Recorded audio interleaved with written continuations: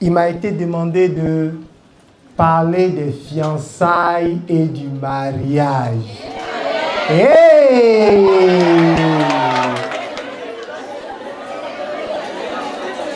Alléluia! Certains se disent, moi je suis encore trop petite.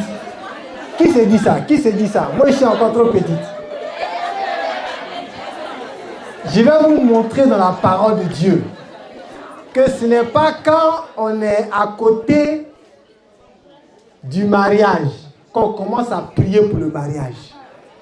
C'est un principe biblique que je vais vous montrer. Et pour vous montrer que c'est maintenant que vous devez prier. Je n'ai pas dit d'ouvrir vos yeux pour regarder. J'ai dit de prier. Alléluia. Amen. Voilà. Donc, on va prier le Seigneur. Et puis on va demander son assistance. Et après cela, après ce temps de partage, on va avoir un temps de prière devant notre Seigneur. Prions, prions, confions ce moment au Seigneur. Prie pour ton cœur. Demande à Dieu de déposer ses principes dans ta vie au nom de Jésus.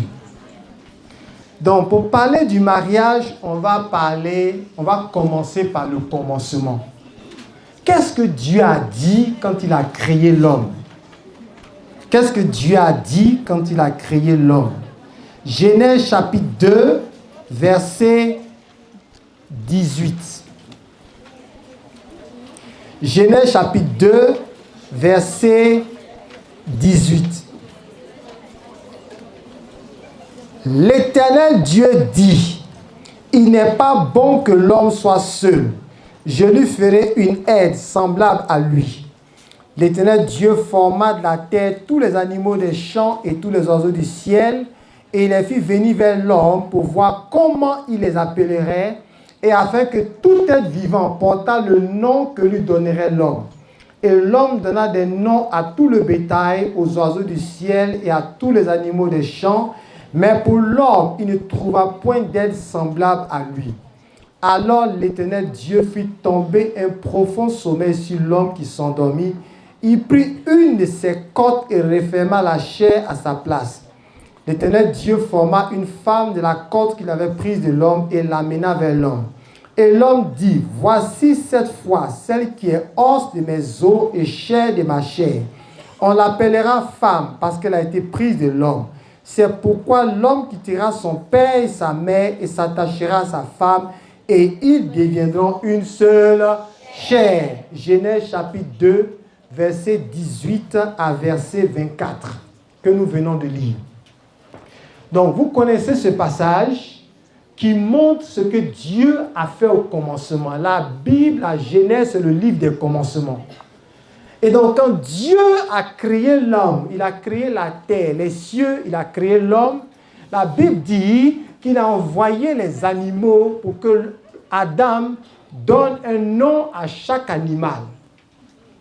Et parmi les animaux, Adam n'a pas trouvé une aide semblable. Donc Dieu dit, je vais lui faire quelqu'un qui lui ressemble. Quelqu'un qui soit comme lui. Alléluia. Et Dieu a fait tomber un profond sommeil sur l'homme. Il s'est endormi. Il a pris une de ses côtes et il a refermé la chair à sa place. Et ensuite, il a fait la femme. La première chose que je veux vous dire, c'est que toi, jeune fille qui est ici, femme qui m'écoute, tu es déjà c'est-à-dire, tu as été sorti d'un homme. Est-ce que tu sais ça? Non, tu ne sais pas. C'est-à-dire ton mari là, tu es déjà en lui. Tu as été sorti de lui. Vous comprenez? Tu es sorti de lui.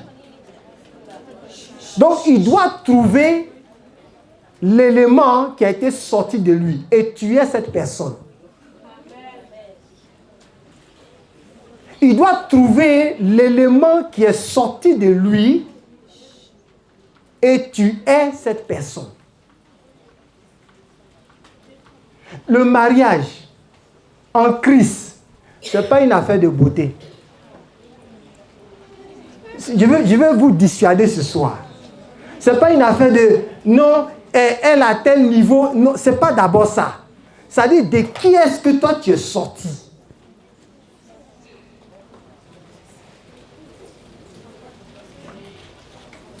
Si celui que Dieu a préparé pour toi entend la voix de Dieu, il doit te retrouver.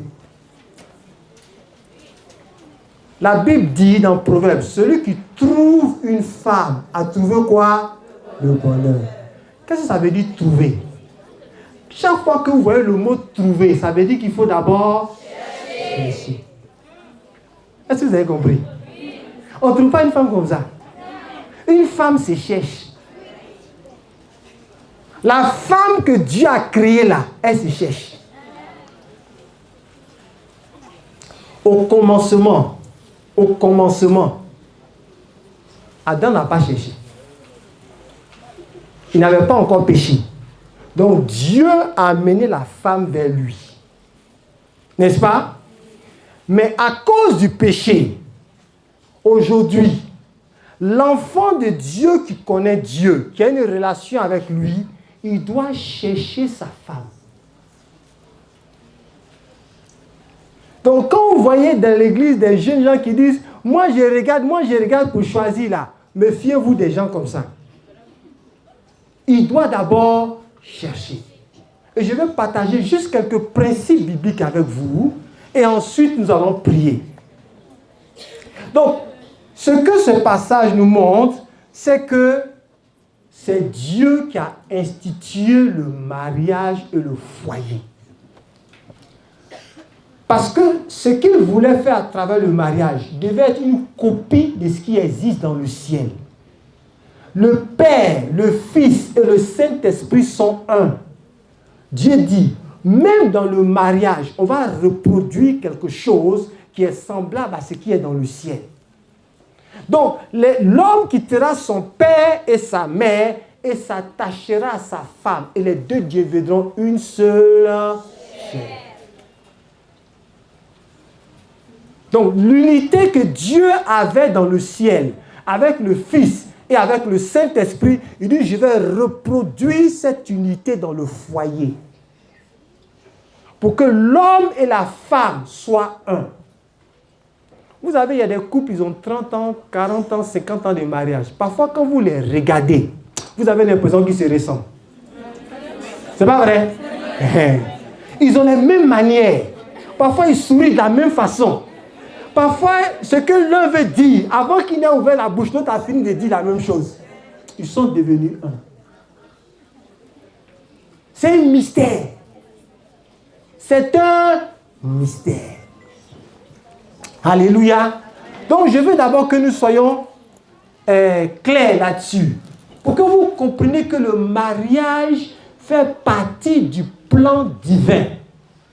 Aujourd'hui, la société dans laquelle nous sommes est en train de décourager les gens vis-à-vis du mariage. On décourage les gens. Dans certains pays en Occident, les gens ne veulent même plus se marier. Les gens même laissent les femmes et puis vont avec des hommes. Des femmes laissent des hommes puis elles vont avec des femmes. Mais nous en Christ, nous allons suivre le modèle divin.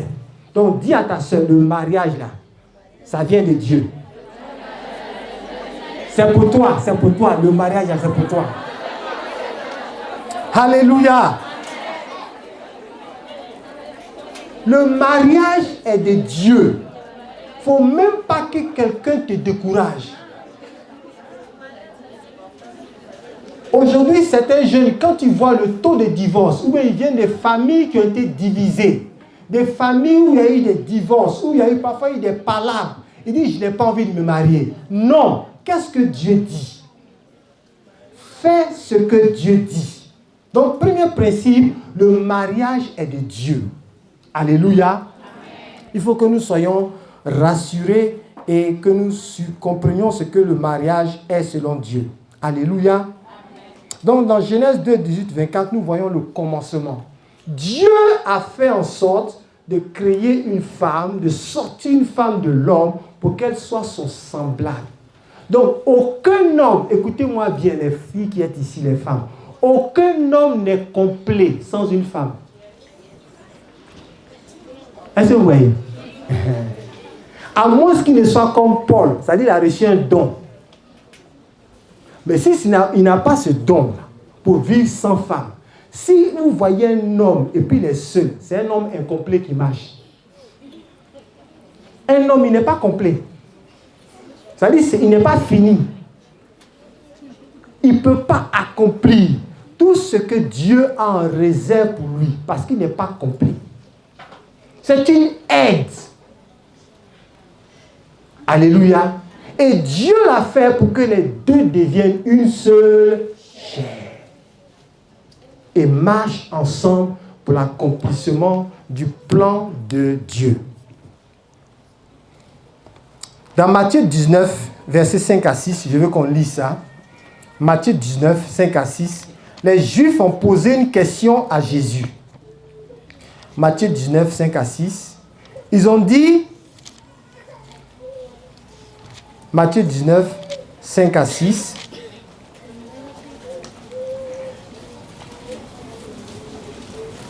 Les pharisiens, verset 3, l'abordaient et dit pour le prouver, est-il permis à un homme de répudier sa femme pour un motif quelconque? Matthieu 19, verset 3.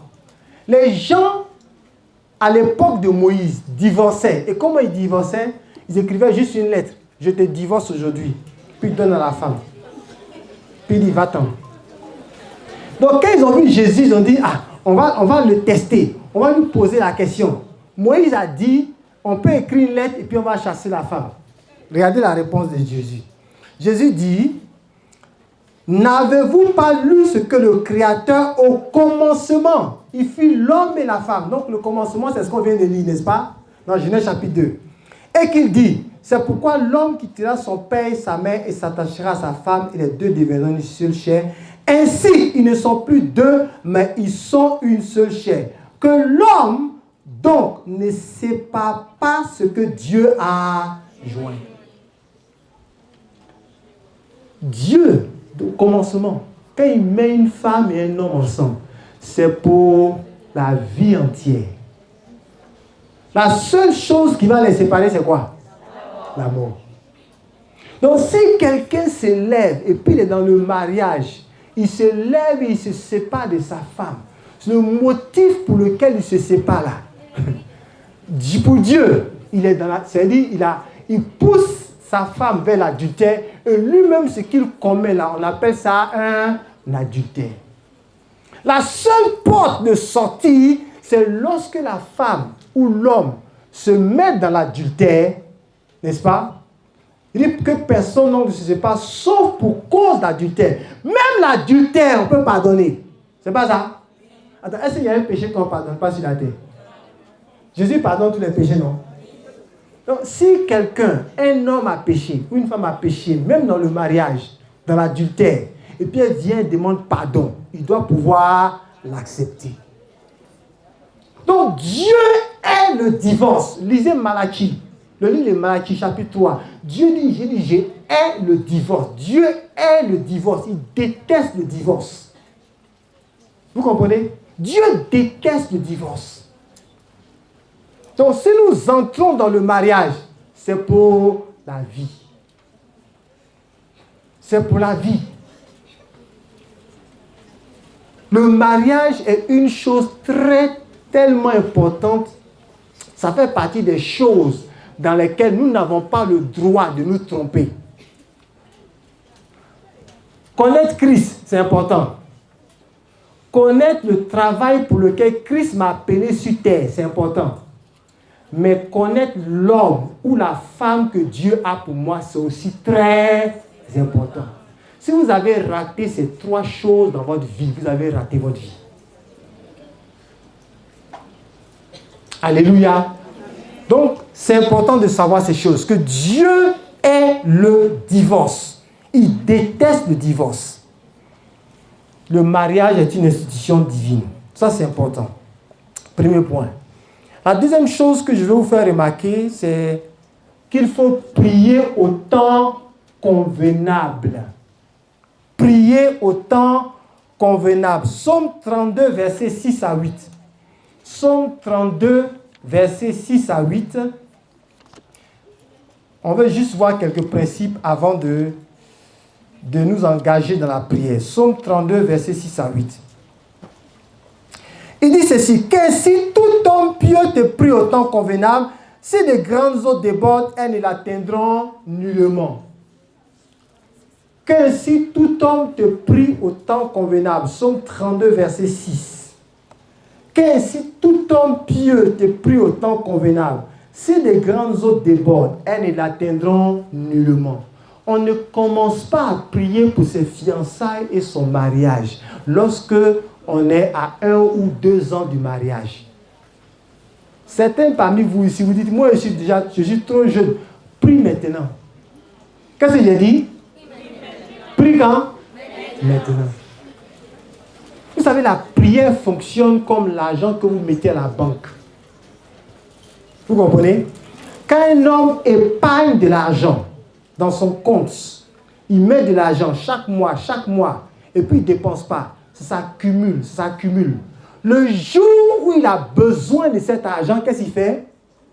Il va à sa banque, il prend son argent. C'est pas ça? Mais s'il n'a rien mis, est-ce qu'il peut aller à la banque pour prendre quelque chose? On lui dit, mon ami, tu as quoi ici? Donc, priez maintenant. Seigneur, permets que je rencontre l'homme de ma vie au moment que toi tu auras déterminé. Seigneur, prépare-le maintenant. Peut-être même que ton mari là, pendant que toi tu es converti, il est encore païen. Ah, tu sais pas, hein? Non. Si tu as 12 ans, 10 ans, ton mari peut-être qu'il est païen, tu ne sais pas. Tu as ce que vous voyez? Il est païen, peut-être qu'il n'est même pas dans l'église. Donc quand tu commences à prier comme ça, ta prière commence déjà à travailler. Avant que tu n'atteignes tes 25 ans, tes 26 ans pour te marier, le type là, il s'est peut-être déjà converti. Je n'ai pas dit d'aller regarder quelqu'un dans ton école, un païen dans ton école pour commencer à prier. Seigneur, lui là, c'est mon camarade de classe là. Il n'est pas encore converti. On m'a dit, il faut prier maintenant. Seigneur, je prie. Non, il ne faut pas prier comme ça. Il ne faut pas prier pour un païen maintenant que tu as vu. Vous comprenez? Avant que Dieu n'envoie Ève vers Adam, qu'est-ce qu'il a fait? Il a mis Adam dans un sommeil. Est-ce que vous comprenez ce que ça veut dire? Si tu veux que Dieu travaille pour toi, il y a des choses que tu dois mettre en sommeil dans ta vie d'abord. Il ne faut pas réveiller tes passions pour le sexe opposé maintenant.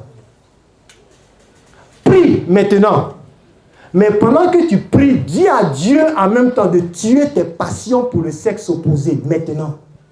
Il n'est qu'à mettre ça en sommeil. Parce que ce n'est pas le temps pour que ça se réveille. La Bible dit, ne réveillez pas l'amour avant le temps. Est-ce que vous comprenez ce que je suis en train de dire? Donc, tu pries maintenant. Seigneur, prépare-le. Seigneur, fais que je le rencontre au moment où tu auras voulu. Seigneur, fais qu'il te connaisse. Seigneur, fais qu'il soit un homme pieux. C'est le temps convenable. Est-ce que vous comprenez? Parce que la Bible dit, si des grandes eaux débordent, parce que des grandes eaux vont déborder, il ne sera pas atteint. Quand les eaux vont déborder, les eaux là c'est quoi? C'est les problèmes. C'est les situations difficiles. Quand ça va déborder, parce que ça va déborder, tu es déjà préservé. Donc, on peut anticiper des choses par la prière. Il y a des choses qu'on peut éviter par la prière. Donc, commence à prier quand? Maintenant. Commence à prier maintenant. Et pendant que tu pries, ferme tes yeux. Est-ce que quand quelqu'un dort, ses yeux sont ouverts? Si vous voyez quelqu'un qui dort les yeux ouverts, il est suspect. Est-ce que vous connaissez des gens qui dorment les yeux ouverts? Parfois, vous pensez qu'il dort, il te regarde dans la chambre. Pendant que tu passes, il te regarde. Il faut dormir les yeux fermés. Celui qui prie pour ses fiançailles et son mariage maintenant là, en pensant qu'il va se marier dans 15 ans, dans 10 ans, il doit prier les yeux fermés. Il y a des choses qui doivent dormir en toi. Mais tu pries déjà pour l'homme que tu vas marier. Alléluia! Amen. Qui a compris ça? Qui a compris ça? Laisse-moi voir ta main. Voilà. Donc, il faut prier les yeux fermés. On prie pas. Seigneur, moi je prie pour Richard, je prie pour Richard. Tu ne pries pas pour Richard. Tu ne connais pas son nom déjà. Comment toi tu connais son nom? Hein? Comment toi tu connais son nom? Tu es suspect. On ne prie pas pour quelqu'un. Seigneur, moi, entre Richard, Paul et puis Alain, Seigneur, choisis pour moi. On ne prie pas comme ça. Ou bien, on ne prie pas comme ça. Parce que tu n'es pas censé le connaître maintenant. Tu ne le connais pas. Donc, prie les yeux fermés. Dis à ton frère, à ta soeur, prie les yeux fermés. Prie les yeux fermés. Alléluia. Alléluia. Toujours dans le livre de Genèse, Dieu, il a institué le mariage. Il a voulu nous montrer un exemple de quelqu'un qui s'est fiancé et qui s'est marié. Alléluia. Il a pris son ami Abraham. Genèse chapitre 24. Lorsque Abraham était vieux, avancé en âge, l'Éternel avait béni Abraham en toutes choses. Abraham dit à son serviteur, le plus ancien de sa maison, l'intendant de tous ses biens. Genèse chapitre 24, verset 1 et verset 2. Mais je te prie ta main sous ma cuisse et je te ferai jurer par l'Éternel, le Dieu du ciel et le Dieu de la terre, de ne pas prendre mon fils une femme parmi les filles des Cananéens au milieu desquels j'habite, mais d'aller dans mon pays et dans ma patrie prendre une femme pour mon fils Isaac. Amen. Donc voici un exemple. Tout le livre de Genèse 24 nous parle du choix de la femme d'Abraham, d'Isaac, pardon, Rebecca. Qui a institué la chose? Abraham. Ici, Abraham est l'image de Dieu le Père. Donc, Dieu le Père veut que chaque homme ait une femme et que chaque femme ait un mari. D'accord? Donc, Dieu dit à son serviteur, d'accord, Eliezer, mets ta main sous ma cuisse, je vais te faire jurer que tu vas aller prendre une femme, mais non pas parmi les filles des Cananéens, dans ma famille. Alléluia. Amen. Donc, où est-ce que tu dois prendre ton mari? Il est dans la famille de Dieu. Ton mari est où? Dans la famille de Dieu. Ça veut dire que celui que tu vas choisir là, il doit être un né de nouveau. Qu'est-ce que j'ai dit? Né de comment? Nouveau. Né de nouveau. Je n'ai pas dit un religieux. Je n'ai pas dit quelqu'un qui vient à l'église. J'ai dit un né de nouveau. Quand quelqu'un est né de nouveau, ça se voit dans sa vie qu'il est né de nouveau. Il y a des gens qui disent, moi, je vais prier, et puis je vais choisir quelqu'un, et puis par la grâce de Dieu, il va se convertir. C'est toi qui convertis les gens. Hein? Il y a des femmes qui ont fait cette erreur. Jusqu'à présent, elles regrettent. Il y a une jeune fille qui est venue nous voir un jour, mon épouse et moi. Elle dit, je sens dans mon cœur qu'une chrétienne, hein, je sens dans mon cœur que le jeune homme qui est là-bas, là, c'est elle, lui, je veux me marier.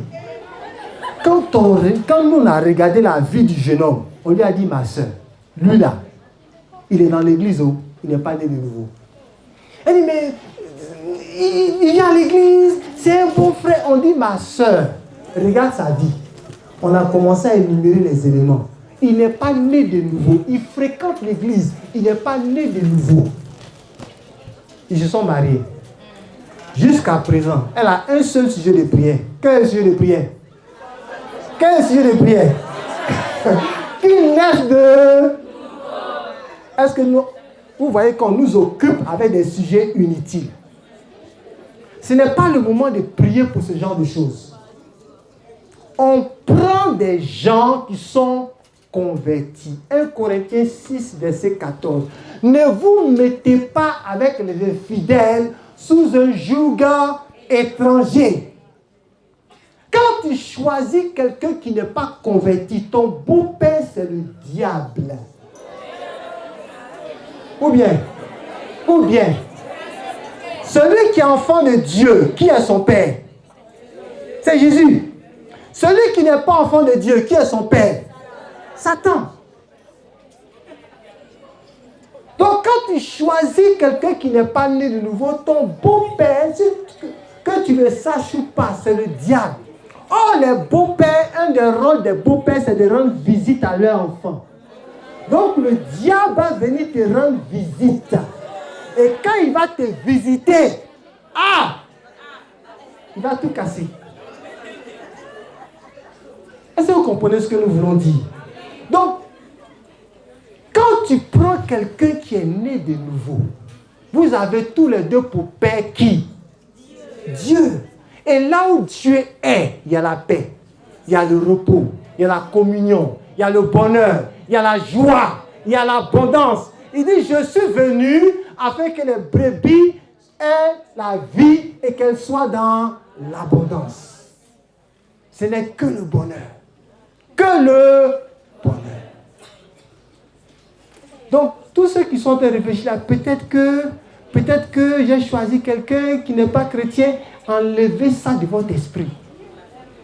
Enlevez ça. Il est chrétien, né de nouveau. S'il n'est pas né de nouveau, enlevez-le de votre équation. Même s'il vient et te dit, ma soeur, quand je te vois comme ça, mon cœur tombe dans mon patrie. Il ne faut pas écouter ce genre de choses. Vous comprenez? Il ne faut pas écouter ce genre de choses. Il doit être né de nouveau. Abraham dit, va prendre une femme dans ma famille. Nous avons une famille spirituelle. Ce sont les enfants de Dieu. On ne choisit pas en dehors de ce cercle-là. Tu prends quelqu'un qui est né de nouveau. Si tu veux entrer dans tout ce que Dieu a préparé pour toi. Sinon, tu vas passer à côté. Alléluia. C'est très, très, très important. L'autre chose que je veux dire avant qu'on ne puisse prier, c'est que les fiançailles et le mariage ne doivent pas être quelque chose qu'on fait pendant 10 ans. Est-ce que vous comprenez? Il y a des jeunes, ils sont encore au lycée. Ils disent, moi j'ai des fiancés. Tu vas te marier quand, toi là? Tu vas te marier quand? Tous ceux qui sont encore au lycée, je ne parle même pas du collège même oublié. Tous ceux qui sont au lycée, entre la seconde et la terminale, et puis même parfois première, deuxième année, puis ils disent, nous on va se fiancer. Vous allez vous marier dans 10 ans. Parce qu'à quel moment vous allez finir vos études pour vous marier? Est-ce que vous comprenez? Donc, dès l'instant où vous vous mettez ensemble, vous savez ce que vous faites? Vous avez provoqué la chair. Vous avez provoqué qui? La chair. Vous avez provoqué la chair. Et la chair n'aime pas qu'on le provoque. D'ailleurs, lui-même, il cherche même des occasions pour vous faire tomber avant. Donc, quand vous le provoquez, la chair se manifeste. Et des jeunes sont ensemble, et puis ils se touchent ici. Ils disent, c'est pas grave, on peut se faire des bisous. Quels bisous? On dit, non, des bisous sanctifiés. Il n'y a pas de bisous.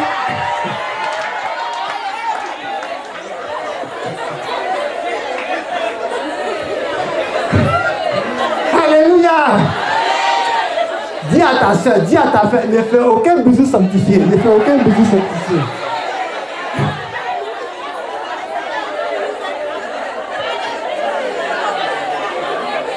Alléluia! Ne commencez pas ces choses avant le temps. Ne réveillez pas l'amour avant qu'elle le veuille. Si vous commencez alors que vous avez 16 ans, 17 ans, vous allez vous marier dans combien d'années? Dans 7 ans. Ce n'est pas normal. En Israël, lorsque les gens se fiançaient, c'était un maximum pour se marier dans 1 an. Maximum. Ça ne devait pas prendre du temps. Maximum 1 an. À la limite même, ok, 2 ans. Mais ce n'est pas fait pour durer 5 ans. Les gens sont ensemble pendant 5 ans. Ils marchent ensemble. Vous allez provoquer la chair. Vous allez vous toucher là où il ne faut pas toucher. Vous comprenez ce que je veux dire? Donc, tous ceux qui sont au collège, au lycée, même en première, deuxième année, continuez à dormir. Priez. Dormez, les yeux fermés. Qu'est-ce que j'ai dit? Priez. Dormez, les yeux fermés. Alléluia. Je me suis fiancé lorsque j'étais en maîtrise, en 4e année. D'accord? Donc, et on s'est mariés 2 ans plus tard. Vous comprenez? On s'est mariés 2 ans plus tard. Et pourtant, ce n'était pas les opportunités qui manquaient. Mais on priait, Seigneur, conduis-nous. Donc, ce sont ces principes qu'on nous enseignait. J'étais en année de master. Lorsque on commençait déjà à prier depuis la première année. On nous enseignait, on dit prier au temps convenable. Donc on a commencé à prier, Seigneur, montre-moi la femme que tu as préparée pour moi. Et je priais. Je priais. Un jour, à un mariage, dans l'église, on était arrêtés là, j'étais dans la cour comme ça de l'église. Et on nous a dit, de la même manière que Dieu vous parle dans les circonstances normales de la vie, il doit pouvoir vous dire également, quand le moment vient, voici celle que tu dois marier, ou voici celui que tu dois marier. Donc, celui qui n'apprend pas à entendre Dieu dans les choses normales de la vie, il aura du mal à entendre Dieu dans les choses du mariage. Il faut entendre Dieu. Dieu là, il est capable de parler sur n'importe quelle situation de ta vie, même tes études, Dieu est capable de te parler. Bon, vous n'avez jamais vu ça, vous qui êtes étudiant. Parfois, tu es en train de préparer ton examen, ou bien ton concours, ou bien ton devoir. Dieu dit, étudie ce chapitre. C'est pas ça? Dieu dit, insiste là. Tu insistes. Quand tu arrives là, c'est le sujet là qui est là. Est-ce que vous croyez que c'est la chance? C'est pas la chance, c'est Dieu. Donc, Dieu parle. Donc, si Dieu est capable de te parler, c'est un devoir. C'est si ta femme n'a pas parlé. Dieu est capable de te parler. Donc, on a prié. Et ce jour-là, j'étais dans la cour de l'église. Je discutais avec des frères. On était là, on discutait. Pendant ce temps, le mariage se déroulait dans l'église. À un moment donné, je lève les yeux vers l'entrée de l'église. Alléluia. Amen. Donc, vers la porte, l'entrée de l'église, la cour. Et puis, je vois arriver un frère et une sœur. Est-ce que vous voyez? Et le tonton, je le connaissais. Mais la femme, la jeune fille avec qui il venait, je ne la connaissais pas, je ne l'avais jamais vue. Quand elle est entrée, le Saint-Esprit m'a dit.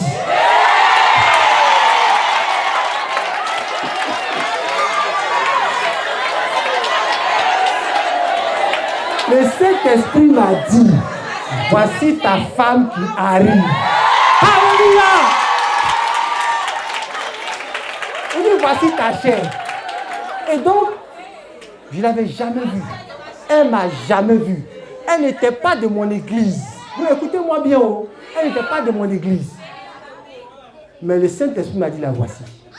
Ils sont venus vers nous. Ils nous ont salués. Et puis on a fait connaissance. Le frère qui était avec elle, nous l'a présenté. On était 3 ou 4 frères. Et puis on causait. Nous l'a présenté. Puis on a commencé à causer. Et quand elle a voulu repartir, je lui ai dit, est-ce que je peux te l'accompagner? Et je l'ai accompagnée. Mais pendant que je la raccompagnais et qu'on causait, mais c'est comme si on se connaissait depuis des années. Est-ce que vous comprenez? Donc quand je suis parti à la maison, j'ai dit, bon, on va pas s'exciter. Il faut qu'on prie encore. Et j'ai prié encore. J'ai dit, Seigneur, est-ce que c'est vraiment ce que tu m'as dit? Il dit, oui, c'est ça. Et ce jour-là, elle est repartie. Elle aussi, elle ne sait pas ce qui s'est passé dans sa vie. Est-ce que vous savez qu'avant qu'elle ne vienne dans l'église ce jour-là, quelqu'un lui avait posé la question, un aîné, un tonton lui a posé la question, mais toi, où est-ce que tu en es avec ton affaire de fiançailles? Tu as presque fini, il n'y a pas un frère? Il dit non, il n'y a personne. D'ailleurs, même ça ne m'intéresse pas pour le moment, comme je suis en train de préparer mes concours, je prie, mais il n'y a personne dans mon entourage. Mais ça va venir plus tard. Mais quand elle a mis le pied dans la cour de l'église, ce jour-là, elle-même, elle dit que quelque chose a changé dans son cœur. Elle ne m'avait pas encore vu, mais quelqu'un, c'est comme si le Saint-Esprit disait c'est maintenant. Donc quand elle est sortie de là, elle est allée prier. Est-ce que vous voyez? Elle est allée prier. Elle a pris une semaine. Le Saint-Esprit lui a dit, le jeune homme que je t'ai montré dans la cour de l'église, c'est lui. Alléluia. Je suis en train de vous montrer une chose très simple. Dieu parle. Dieu fait quoi? Il parle. Si Dieu est capable de te montrer le chapitre que tu dois bosser, étudier pour réussir un examen ou un devoir, il est capable de te dire qui est ton mari. Donc, entends Dieu. Vous comprenez? Entends Dieu. J'ai parlé avec un jeune homme il y a quelques jours. Je lui ai demandé, mais toi, comment tu vas faire pour choisir une femme? Il dit, tonton, vraiment, il y a tellement de filles dans l'église, tu prends et puis tu choisis comme ça. Je dis, toi, tu vas marier une fille du diable. Méfiez-vous des jeunes aujourd'hui. C'est pourquoi il faut commencer à prier quand? Maintenant. Ce n'est pas parce que quelqu'un est dans l'église qu'il est né de nouveau. Méfiez-vous. Priez pour que ce soit des gens qui sont nés de nouveau que vous rencontrez. Alléluia. Et quand vous l'avez rencontré, vous savez que c'est Dieu qui vous l'a donné. Pourquoi c'est important d'attendre Dieu? Parce que dans le mariage, il ne faut pas croire que tout est rose chaque jour. Il y a des jours où le caractère de l'autre va se révéler. Comment tu vas gérer ça? Il y a des problèmes d'argent dans le foyer. Comment est-ce qu'on gère ça? Il y a toutes les relations avec les beaux-parents. Comment est-ce qu'on gère ça? Si tu n'as pas entendu Dieu, il y a des jours où tu vas te lever et tu as dit ce n'est pas la femme que Dieu veut pour moi. C'est pour ça que des gens divorcent. Il y a des gens qui divorcent. Ah, depuis là, je lui ai dit, on s'est mariés, son caractère là, elle est trop difficile. Moi, je veux quitter. Tu ne quittes pas, tu es dedans.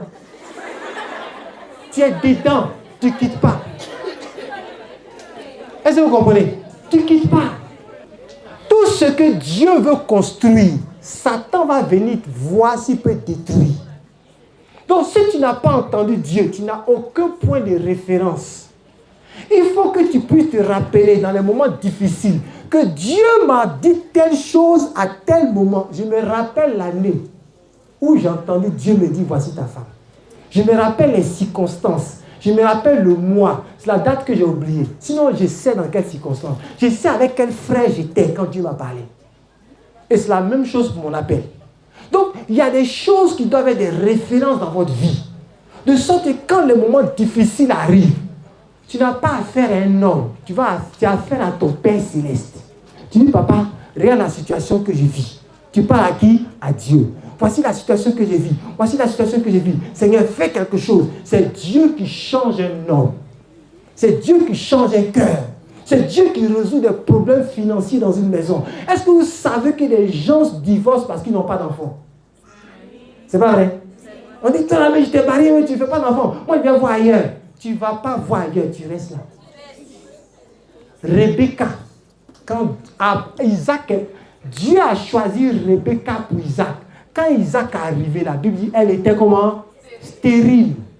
Est-ce que ça, ce n'est pas une cause de divorce aujourd'hui? Mais qu'est-ce que Isaac a fait? La Bible dit, Isaac cria à l'Éternel. Ça, c'est un homme qui est né de nouveau. Vous comprenez? Il y a des choses que tu dois résoudre dans la vie de ta femme. Il y a des choses que la femme doit résoudre dans la vie de son mari. Mais c'est en criant à Dieu. Mais si tu n'as pas établi la fondation sur laquelle tu vas poser, tu ne pourras pas faire ça.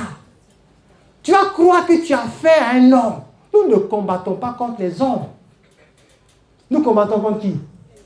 Les esprits, les puissances sataniques, les œuvres des démons. Tout Satan peut utiliser n'importe quoi pour déstabiliser un foyer. N'importe quoi. Que ce soit l'argent, que ce soit même la santé. La santé. Quand tu rencontres ton mari, il est jeune, toi aussi tu es jeune. Vous êtes tous les deux, vous êtes beaux. Attendez dans 40 ans. Hein? Dans 40 ans. Attendez. La femme et l'homme restent toujours beaux. Ou elle est toujours belle pour celui qui l'a mariée, n'est-ce pas? Mais l'âge fait son travail. Même un accident peut changer quelqu'un, c'est pas ça? Un accident peut changer quelqu'un. Ça peut défigurer quelqu'un. Ça peut toucher un membre. Mais comme tu n'as pas marié pour son physique, tu l'as marié parce que Dieu dit c'est lui qu'il veut pour toi ou pour elle. Tu sais qui est ta référence. Est-ce que vous avez compris? Donc, bien aimé, on va s'arrêter là.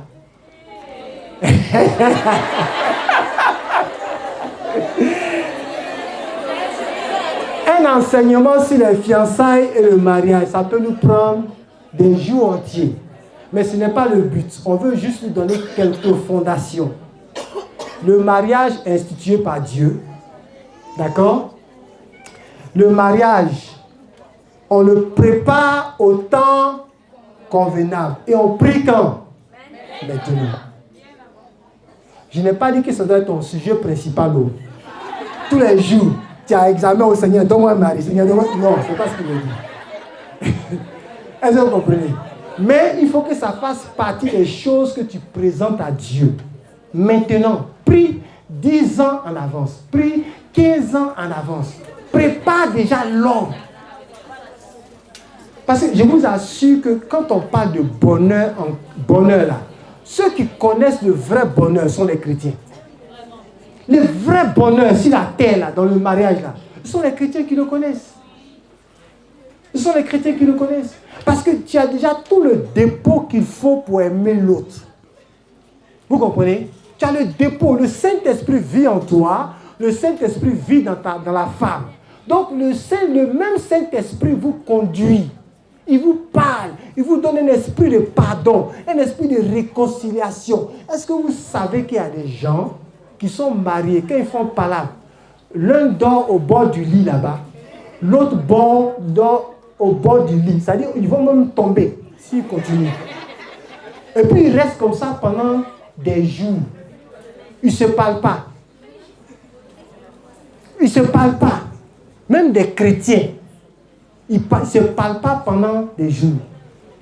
Pourquoi? Parce qu'ils ont oublié la parole qui dit que le soleil ne se couche pas sur votre colère.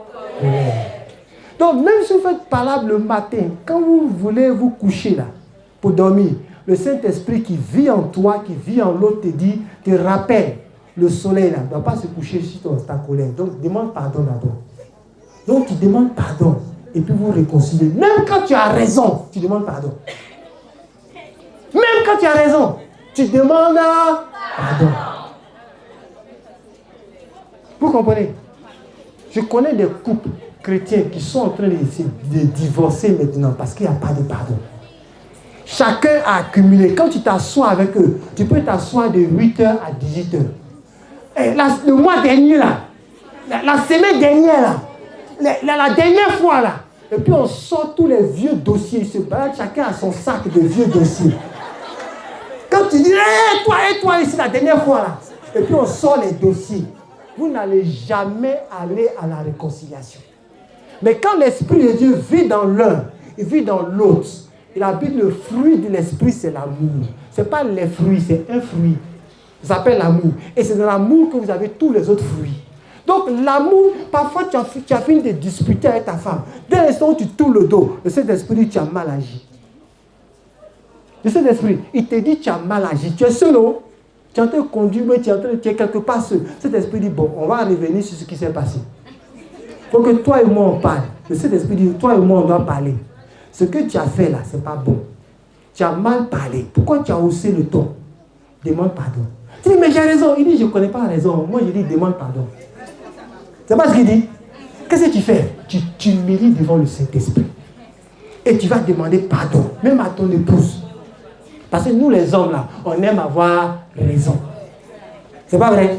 On aime ça. On veut qu'elle s'excuse d'abord. C'est l'esprit dit, moi, je ne connais pas ça. Ça, c'est sur la terre.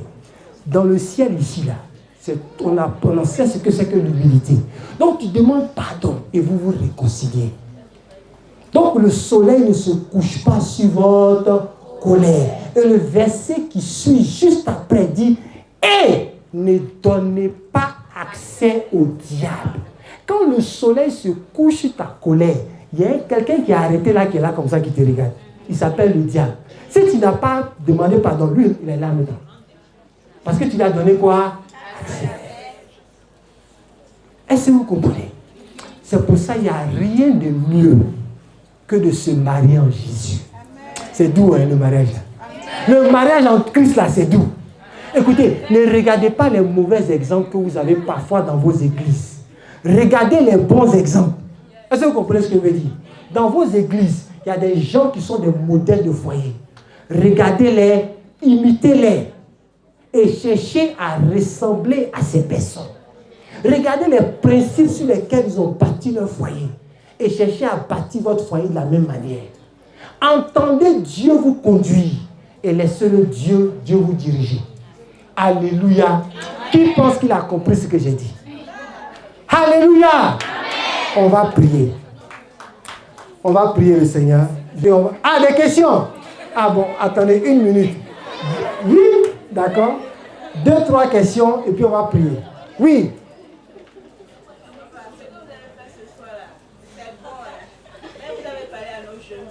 Oui.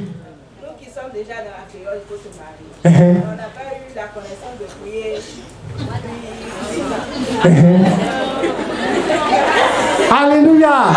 Ça, c'est une bonne question. Avec Jésus, il n'est jamais trop tard. Il n'est jamais trop tard. Commence quand? Maintenant.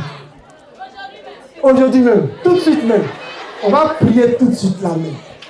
Donc, il n'est jamais trop tard. Vous comprenez? Prie maintenant. Et demande à Dieu de te conduire. Dieu peut te conduire et te diriger. Alléluia. Amen. Deux autres questions, puis on va commencer à prier. Oui. Ma question, c'est même ce qu'on m'appelle là. Oui. Nous déjà là, on est déjà un peu. On n'est pas encore Nyango. Déjà, on a déjà dépassé un peu, on a déjà dépassé 29, on est déjà dans 30 et quelques. Et puis maintenant, tu viens de donner le message, avant que de te marier, dès maintenant, si tu as 15 ans, il faut préparer. Et puis nous, maintenant, on a dépassé ce âge-là. On fait comment? Amen. C'est la même chose. Quand est-ce qu'il faut commencer? Maintenant, tout de suite même. Alléluia. Il n'est pas tard. Oui. Ça va, moi, ma question. Oui. En tant que des jeunes sœurs, comme ma soeur l'a dit, nous on est heureux, tout ça, bon, ok. Avec Jésus, rien n'est gâté. Mais le problème est que, est-ce que c'est possible qu'une femme dans le Seigneur peut être plus âgée que son homme? Est-ce que le Saint-Esprit peut réunir ces personnes-là?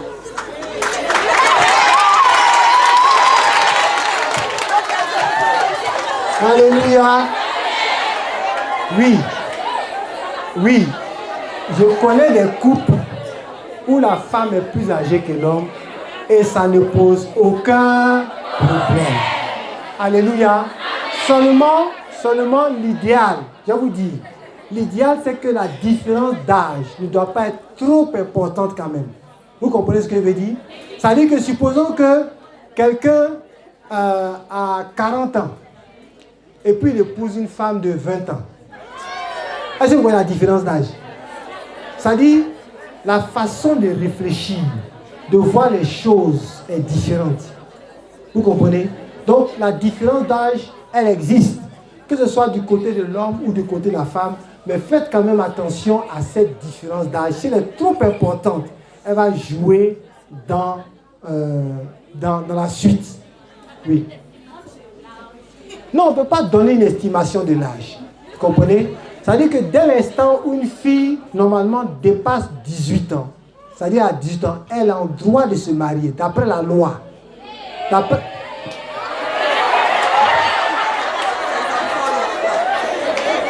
On a dit de dormir, on dit dormir d'abord. Donc, d'après la loi, écoutez, une fille de 18 ans est en droit de se marier. Tous ceux qui se marient en dessous, normalement selon la loi, dans tous nos pays francophones ou anglophones, normalement c'est interdit par la loi. 18 ans, à partir de 18 ans jusqu'au-dessus pour vous marier, mais pas en dessous. D'accord? Donc, il faut en tenir compte et prier par rapport à ça. Et pourquoi c'est important de prier? Parfois, la différence, même dans le niveau d'études, peut poser un problème. C'est pourquoi Dieu sait avec qui vous allez vous marier. Il faut prier et puis se laisser conduire par le Seigneur. Je pense que j'ai répondu. Une dernière question. Si une jeune fille a son ami, a son copain actuellement, avec la suite de la parole, est-ce que la jeune fille peut prier pour que lui qu'elle la reste? Alléluia. D'après ce que j'ai dit là, est-ce que c'est possible? L'enfant de Dieu, il n'a pas de copain. Hein? Non, écoutez, soyons sérieux. J'ai compris la question, c'est une très bonne question. D'accord? Tous ceux qui ont un copain, en quittant cette école, cette conférence, qu'est-ce que vous devez aller faire? Vous allez le voir et vous lui dites, à partir d'aujourd'hui, là où je suis parti écouter la parole, on m'a dit que ça là, Jésus n'aime pas. C'est clair, non? Jésus n'aime pas. Parce que ça s'appelle l'impudicité, la fornication. Est-ce que vous comprenez? Si c'est avec un homme marié, ça s'appelle l'adultère. Impudicité, fornication, adultère, c'est des péchés et Dieu est le péché. Une jeune fille doit rester pure jusqu'à son mariage. Rebecca, que Isaac est allé chercher, que le serviteur d'Abraham est allé chercher, elle était vierge. Vous comprenez ce que je veux dire? Donc, qu'en sortant d'ici, toutes les filles qui ont un copain, que ce soit à l'école, que ce soit ton voisin de quartier, que ce soit même dans l'église, on dit c'est mon copain de l'église. Il n'y a pas de copain de l'église. Il n'y a pas de copain de l'église. C'est un copain sanctifié. Il n'y a pas de copain sanctifié. Nous, on connaît les fiancés et on connaît les frères et sœurs en Christ. Un point, un point. Est-ce que c'est clair? Oui.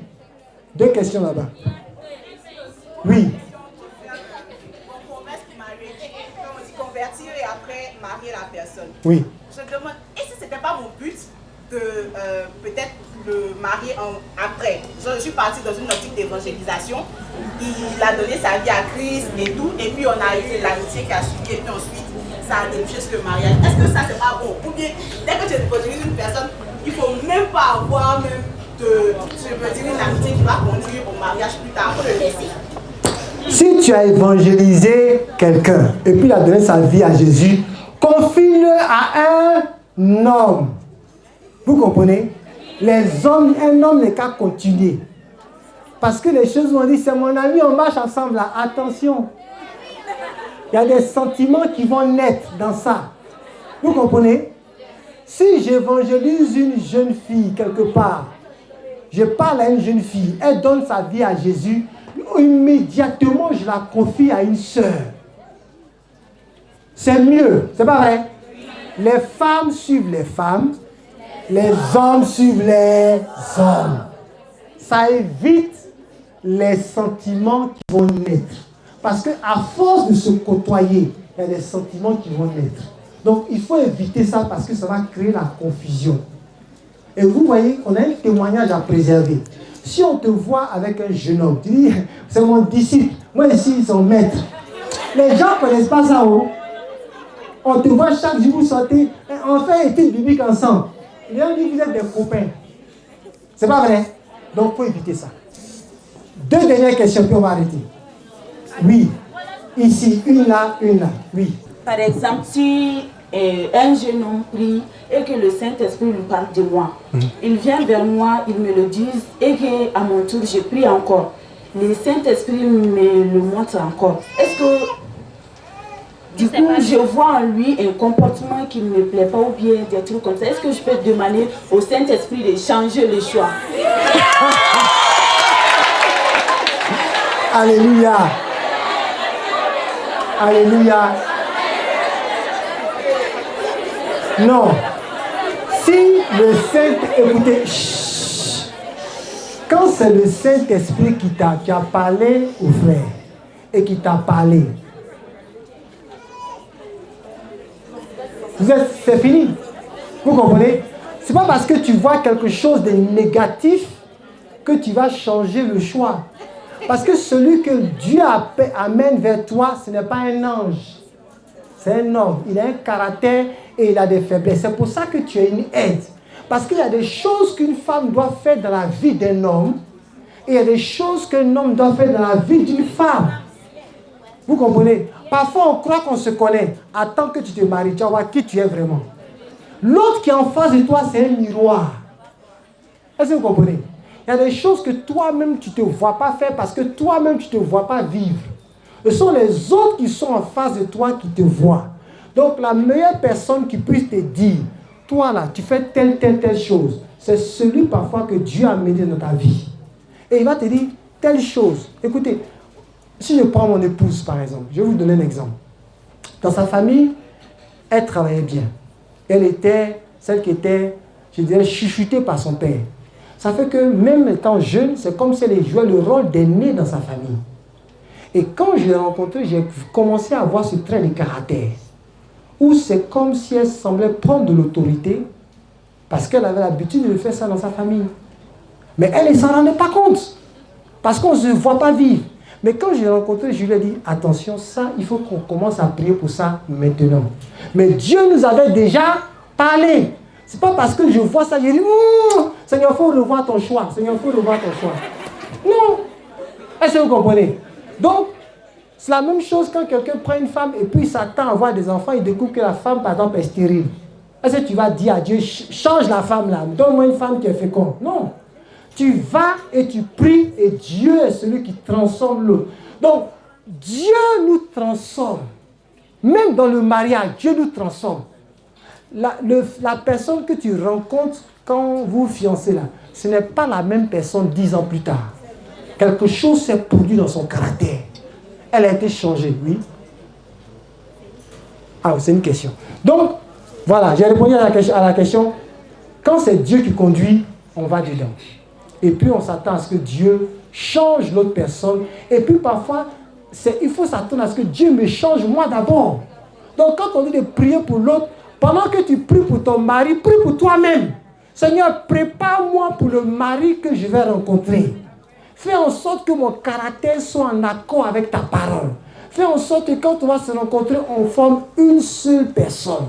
Fais en sorte que nos caractères soient un. C'est comme ça qu'on prie. Amen. Cette fois-ci, 2 dernières questions, puis c'est fini. Voilà.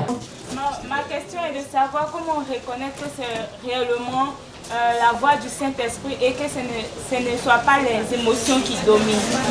Parce qu'après, par émotion, tu peux dire que c'est l'homme parfait, alors, et puis penser que c'est le Saint-Esprit. Or de base, ce n'est pas le Saint-Esprit. Donc, comment faire? Alléluia.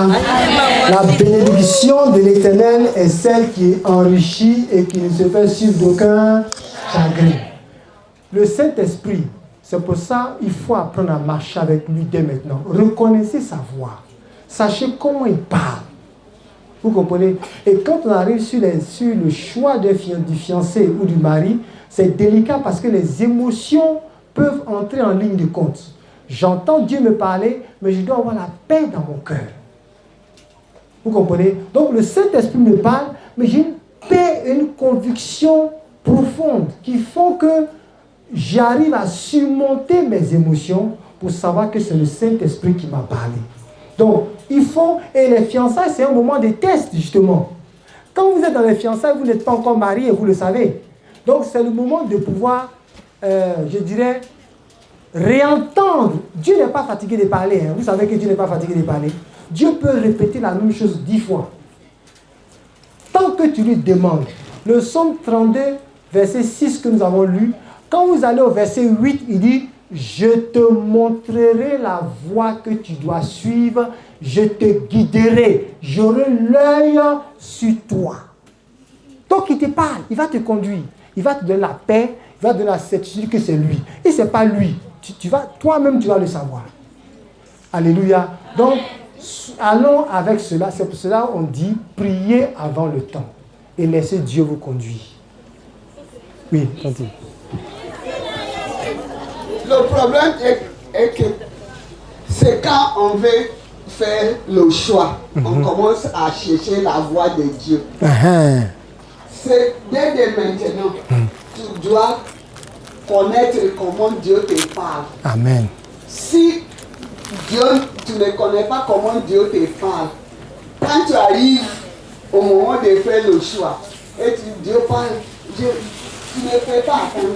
Tu ne peux pas attendre la voix de Dieu. C'est maintenant, ça c'est la raison, tout au long de quand là, on a insisté sur la parole de Dieu.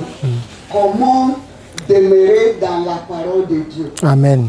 Si nous comprenons comment marcher avec Dieu, dans sa parole, avec sa parole, quand ça arrive le problème des choix, tu vois, le choix là, c'est pas seulement quand ça arrive au mariage, il y a beaucoup de choix à faire dans la vie que nous avons besoin d'attendre la voix de Dieu. C'est pas seulement au niveau des mariages. Amen. Il y a choix pour là où aller, l'école aller, qu'est-ce que je dois étudier, là où je vais travailler, avec qui je vais marcher. Il y a beaucoup de choix à faire. Et on a besoin de comprendre comment Dieu dirige dans la vie. So, c'est dès maintenant. Ça, c'est la raison notre tonton a dit de faire quoi? Commencer tôt à prier. Si nous continuons dans la prière, on va comprendre comment Dieu nous parle.